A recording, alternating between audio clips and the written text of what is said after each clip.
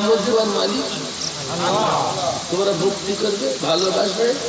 তোর দাদার দোয়া, বাপের দোয়া, আমার দাদা পীরের দোয়া, আমার বাপ দাদার দোয়া, আল্লাহ আপনাদের আশা পূর্ণ করে দেবে।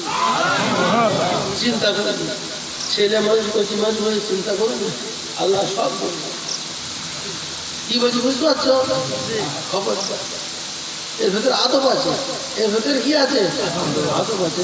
আমি বলছি এর ভেতরে আদব আছে। বুঝলে কথা?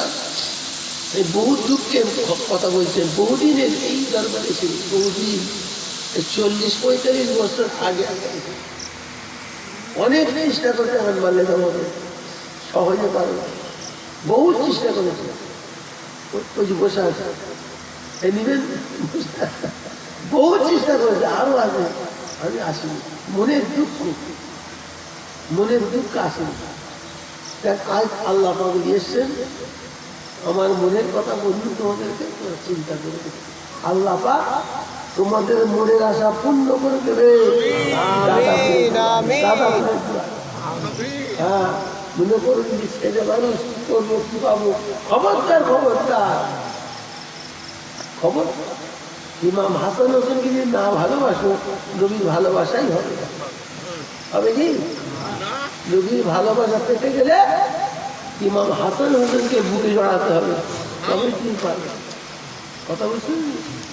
হ্যাঁ, যা কথা আল্লাহ পাক, আমি দোয়া করি আমার কুচিকে আল্লাহ আরো নিয়ামতের মালিক করেন, আরো নিয়ামত দান করেন, বড় করেন।